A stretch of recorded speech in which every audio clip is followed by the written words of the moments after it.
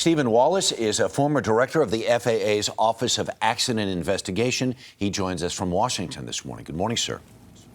Good morning, Harry. I don't want to speculate on cause, but I just want to go through a couple of the things we know for sure.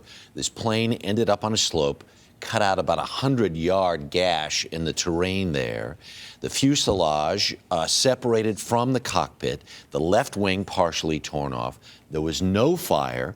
No passengers were ejected. From those pieces of information, what can we at least think?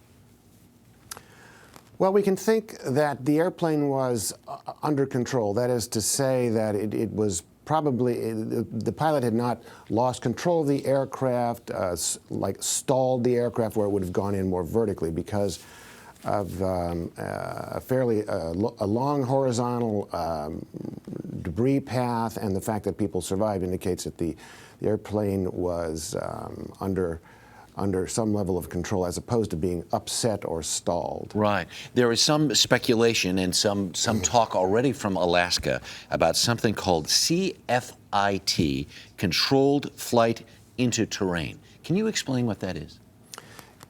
Yes, CFIT is a term used for just exactly what I described, and that is that the airplane was not out of control, but rather due to some error, and this most typically happens in instrument flight where the visibility is restricted, some procedural error, the crew, or there's some error that causes the airplane to strike an obstacle or the terrain or the water, but it is not, but it's in basically, some investigators say if the wings are level, it's a CFIT.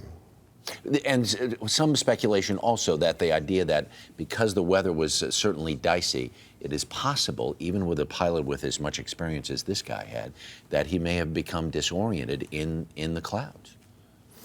Well, I spoke with some people familiar with the Alaskan bush flying community. This pilot was highly, highly experienced and respected. He was a retired Alaska Airlines captain who had been flying in the bush for many years. He was very respected, and I understand even gave lectures on marginal weather flying. So as Chairman Hersman of the NTSB said, the investigation is just starting. Everything is on the table. Sure. One of the other facts that's come out is this amazing number of small plane accidents that happen in Alaska. It's more than 1 in 5 nationwide, and that is just because there are no roads and the only way to get from point A to point B so often is in airplanes?